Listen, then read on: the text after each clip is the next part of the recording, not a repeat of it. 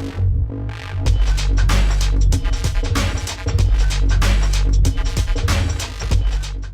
fin vienen a buscarla dos señores que le hablan, le prometen muchas cosas y ella los acompaña. Nunca pensó que su sueño sería una pesadilla. Esos hombres le mintieron.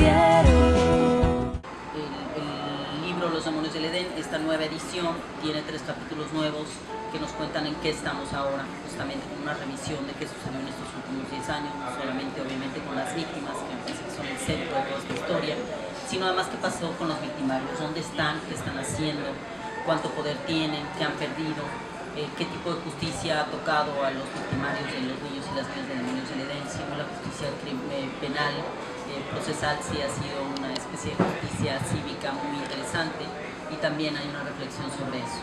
El caso no está cerrado, llevamos el caso a Ginebra el año pasado, eso significa que todavía vamos tras de todos ellos, incluido Emilio Gamboa, incluido Miguel Ángel Núñez Linares, Kamel Nacif y todos los implicados, y por supuesto ahora con nueva información el exgobernador Joaquín Hendricks, quien mandó a un grupo de expolicías a invadir el Hotel Solimar para tratar de robarse la evidencia antes de que llegara la Policía Federal. Afortunadamente llegó antes y nosotros obtuvimos la evidencia que necesitábamos para demostrar que existían los videos de pornografía infantil, y sobre todo que existían estos videos en los que aparecen los gobernadores en las fiestas con los pederastas, por supuesto, y que están implicados en una red de lavado de dinero.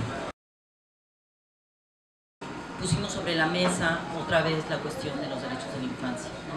Cómo lo abordamos desde los medios, cómo lo abordan las víctimas, qué necesidades tienen las víctimas para poder sentirse protegidas y acompañadas en un proceso tan doloroso como el de la denuncia de la explotación sexual comercial, y sobre todo en el contexto de la pornografía infantil. En ese caso sí fue el primer libro en este país que documentó concretamente cómo funcionan estas redes de trata de personas, a las que antes no les llamábamos de trata de personas, por supuesto, y cómo se produce la pornografía infantil, los alcances que esto tiene. Y sobre todo me parece que logramos romper un tabú muy importante, que es cada vez que se hablaba, las pocas veces que se hablaba de pornografía infantil, la mayoría de nosotros periodistas obviábamos una parte importantísima: qué sucede con esos niños y niñas que están detrás de la pantalla. Es decir, no existían las ciberpolicías hace 10 años en México. Muy pocos policías en este país sabían cómo abordar este tema. Incluso hoy en día es un problema monumental, porque por supuesto que pueden detectar las páginas de internet donde hay pornografía infantil. Se sabe que somos el país donde más pornografía infantil circula en América Latina. Es una industria que ha dicho la ONU que gana 32.000 millones de dólares anualmente. La Secretaría de Seguridad Pública Federal ha dicho que la ciberpolicía solamente detecta el 77% de las víctimas, y que son niñas entre 5 y 7 años, mexicanas. El año pasado la ciberpolicía de la Secretaría de Seguridad Pública Federal detectó 11.000 casos de pornografía infantil hechos en México, y solamente hay 16 detenidos hasta la fecha. Es decir, todavía hay mucho por hacer, pero sin duda hace 10 años no existían estas herramientas y estos instrumentos de Estado. No es un monstruo, no es un enfermo. Zúcar Kuri es un hombre de poder, un hombre que junto con otros hombres de poder han abusado de la desprotección, de la vulnerabilidad de niñas y niños pequeños, y que han de alguna forma sido parte de una industria que lamentablemente, en las malas noticias, ha crecido. En otros países del mundo, las acciones en contra de la industria de la trata con fines de explotación sexual hacia niños, niñas y adolescentes han tenido mejores frutos. Me refiero, por ejemplo, a Asia, donde se han logrado marcos normativos severos, donde incluso la ley ahora alcanza hasta Europa, que son muchos de los consumidores de estos, en aquel momento, paraísos sexuales. Todavía tenemos entonces áreas en este mundo donde el escenario es más severo. Pero quisiera destacar en el caso mexicano que se ha convertido en un paraíso para el crimen organizado transnacional. En los últimos 8 años tenemos una cruda realidad: tasas de homicidios súper altas, un incremento brutal de los casos de desaparición, entre otras, que les compartiré algunos datos. Pero lo central es que tenemos un Estado frágil que no tiene la capacidad de afrontar sus responsabilidades frente a todas y todos los ciudadanos. Hay fenómenos, vamos a llamar emergentes, que están apareciendo en esta transformación, porque el crimen organizado no está quieto. Esto no tenemos que olvidar, es un negocio transnacional de miles de millones de dólares, donde los niñas paulatinamente van creciendo en el mercado como objetos. Solamente les doy algunos chispazos que ustedes tendrán presentes. Recordarán la intervención que hace el Estado mexicano en Michoacán. Detuvieron a un grupo de los líderes de los Caballeros Templarios y en su momento el comisionado Castillo reconoció que estaban ya traficando con órganos de vida. En ese mismo proceso se encuentra un auto, un vehículo con 20 niños que habían sido de manera reciente secuestrados con estos fines, de acuerdo a la autoinculpación o la autodeclaración de estos criminales. La gran pregunta es ¿quién ha investigado? ¿Quién le ha dado seguimiento? ¿Quién ha profundizado? No se ha hecho. Muchos de ustedes en el medio de comunicación lo han tratado de hacer, pero hay un límite, digamos que sin el Estado o sin las autoridades que les compete esta responsabilidad no podemos avanzar. Otro tema también que ha crecido con mucha fuerza es la desaparición de mujeres adolescentes. En los datos que tenemos, datos oficiales a inicios del 2015, hay 23.271 registros de personas desaparecidas, de los cuales 6.707 son de personas menores de 18 años de edad entre los años 2006 y 2014. Les repito el dato, 6.707. Pero esto tiene notas de preocupación porque estamos hablando que el 30% de las personas desaparecidas en este país, cerca del 30% son menores de edad. Lidia también destaca que esto es un tema de machismo, es digamos, la lógica patriarcal que cosifica a las mujeres y a los niños y los convierte en objetos de consumo. Hay muchos ya debates y reflexiones sobre ello, y en tanto no ataquemos los elementos de carácter estructural que discriminan a niños y niñas al considerarlos inferiores, objetos o propiedad de las familias, no vamos a tener una perspectiva de cambio sustancial. En que tenemos que empoderar a los niños, las niñas y los adolescentes para que se protejan.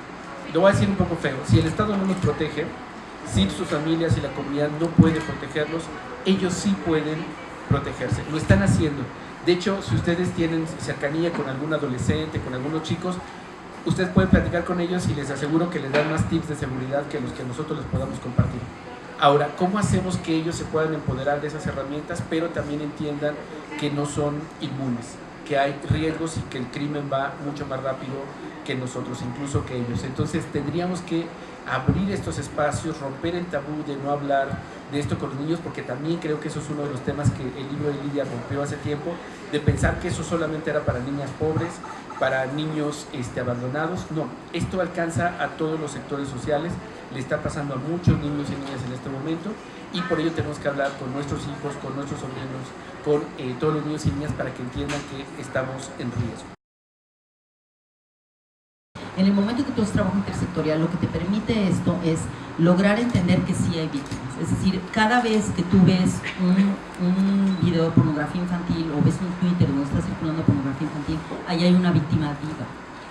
Hay un niño o una niña.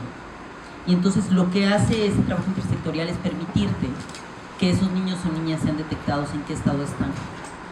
Lo que promueve la agencia es que en el 70% de los casos, si el trabajo intersectorial es el adecuado, sí puedes encontrar a las víctimas. Y esa es una de las grandes frustraciones de las ciberpolicías. En el Distrito Federal hace unos años yo estoy dándoles una capacitación a los ciberpolicías para saber qué hacer, porque los policías preguntaban, ¿y qué hacemos si de pronto intervenimos una red de pornografía infantil y caemos en la casa, como sucedió con Lobo Siberiano y con que estaban vinculados en Veracruz, los pederastas de Veracruz y en el DF, y de pronto encontramos que sí tienen a las víctimas ahí en la casa, ¿no? O como en el caso de Zucarcuri, que ahí estaban las niñas y los niños que la pornografía infantil estaba circulando en los Estados Unidos. ¿Qué hacemos en este caso? Nosotros no estamos capacitados para atender a estos niños y niñas. ¿Quién lo está? Y aquí volvemos otra vez a la necesidad y la persistencia de la Red por los Derechos de la Infancia para transformar al DIF y la atención que el DIF da a los niños y niñas en situación de crisis extrema, como sería este caso del rescate de niñas y niños víctimas de pornografía infantil. Por hay todo el tiempo. A veces lo documentamos mal las y los periodistas y decimos, no, pues fue secuestrado, fue robado. En realidad son niños y niñas que son utilizados para la pornografía o adolescentes también. Después, otra de las cosas que ha hecho con mucho éxito la agencia norteamericana es que ha logrado tener a lo largo de los años un registro muy bien documentado de todos los agresores sexuales del país, por región, por estado y hasta por ciudad. Esto está abierto en internet. Hubo una gran discusión sobre los derechos civiles en los Estados Unidos y se llegó al acuerdo de que el bien mayor era el bien de las víctimas y la seguridad de los niños y las niñas en los entornos donde los pedófilos iban a prisión, salían después y entonces viven en una comunidad y la comunidad tiene derecho a saber que hay un pedófilo viviendo en su comunidad. Y esto porque se ha demostrado internacionalmente que la pedofilia no tiene cura como tal, ¿no? Hay la castración química y estas otras cosas de las que también hablo en el libro, pero hasta la fecha no hay demostración alguna de que haya una cura o de que sea una enfermedad, sino se cree, ya cada vez más investigadores dicen que es una decisión muy puntual sobre el enfoque de la sexualidad hacia la infancia, hacia niños y niñas, por razones de traumas infantiles y una serie de cosas, pero no es una enfermedad. Entonces, en ese sentido, son personas que persisten y consistentemente reiteran sus delitos. ¿Qué dice la ley en México? La ley dice que cualquier persona que coadyuve a que se den las circunstancias para la explotación sexual comercial de mujeres, hombres, niñas o niños será juzgado por el delito de trata de personas. En ese sentido, en muchos de los lugares que se han cerrado en el Distrito Federal, efectivamente, se documentaron casos de trata de personas. Y aunque no todas las mujeres que estaban ahí habían sido traídas forzadamente, con el simple hecho de que algunas de ellas estuvieran en ese contexto, el operador de esos lugares se considera un tratante de personas aquí en Estados Unidos y en la mayoría de los países europeos. Lo que significa que en ese sentido sí tiene la razón la autoridad para tomar cartas en el asunto en estos lugares y cerrarlos, y clausurarlos. Ahora, la otra batalla es la batalla económica, es decir, los tratantes de personas no son un individuo en particular, sino son una cadena de operadores y operadoras, ¿no? Tienes a las madrotas o las madams, las operadoras, las entrenadoras, las que captan, las que cooptan a las chicas en todo el país, las que las traen, las mueven, las que las entrenan y las convencen de que es su derecho. Y es una elección casi profesional, ¿no? Convertirse en prostituta. Y luego tienes a los enganchadores, los cuidadores, los cadeneros, todos ellos, de acuerdo a la ley, son cómplices de trata de personas.